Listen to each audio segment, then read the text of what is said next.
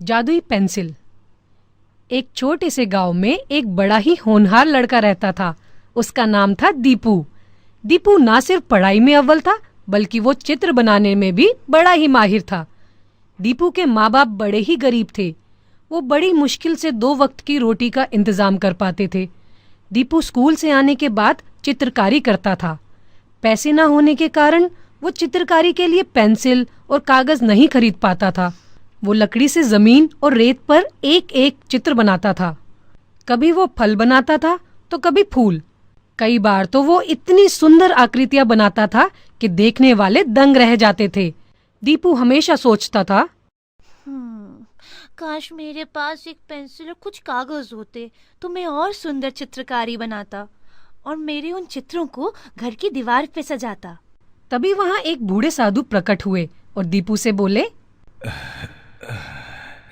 दीपू बेटे, तुम बहुत ही होनहार और नेक दिल हो।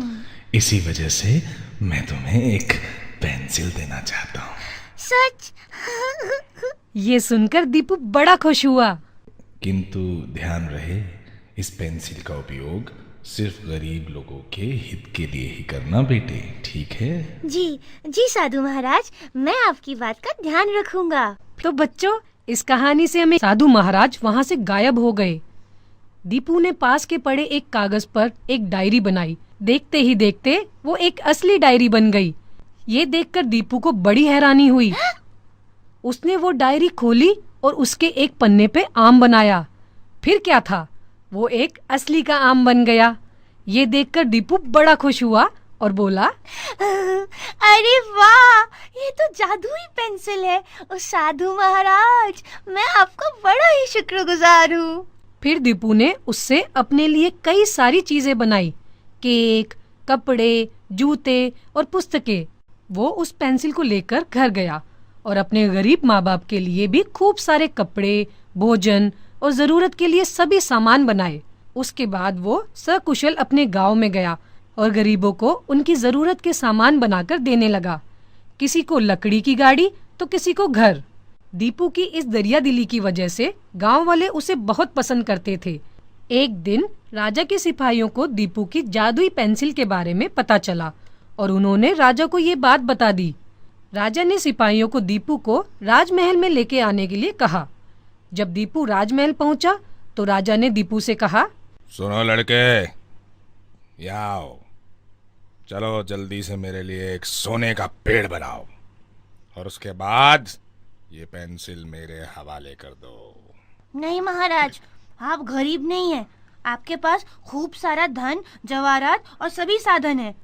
मैं इस पेंसिल से सिर्फ गरीबों की सहायता करता हूँ, आपकी नहीं। ये सुनकर राजा को गुस्सा आ गया और वो बोला, मंत्री, इस लड़के से ये पेंसिल छीन लो। नहीं। और मेरे लिए एक सोने का पेड़ बनाओ। मंत्री ने दीपू से पेंसिल ले ली और चित्र बनाया, किंतु सोने का कोई पेड़ नहीं आया। ये देखकर राजा बहुत क्रोधित हो गया और बोला, सुनो लड़के, अगर तुमने मेरे लिए सोने का पेड़ नहीं बनाया तो मैं तुम्हें और तुम्हारे माँ बाप को कारागार में डाल दूंगा।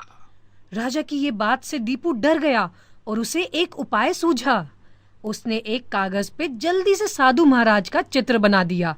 अचानक साधु महाराज प्रकट हो गए और बोले, हे राजन, सच कहूं तो आपके पास दुनिया का हर सुख है, किंतु आपका लालच फिर भी खत्म नहीं हुआ है।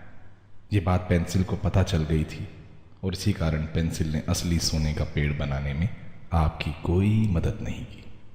आप इस बात को समझने का प्रयास करें और दीपू से ये पेंसिल ना छीनें। दीपू को इसका प्रयोग करके गरीबों की मदद करने दें। अगर किसी दिन आपको पेंसिल की सच में जरूरत पड़ी तो दीपू अवश्य आपकी सहायता करेगा। राजा को साधु की बात समझ आ गई थी। उसने साधु महाराज से माफी मांगी और दीपू का आदर सत्कार करके उसे घर वापस भेज दिया। तो बच्चों, इस कहानी से हमें क्या शिक्षा मिलती है कि हमें लालच नहीं करना चाहिए, हमेशा गरीबों की मदद करनी चाहिए।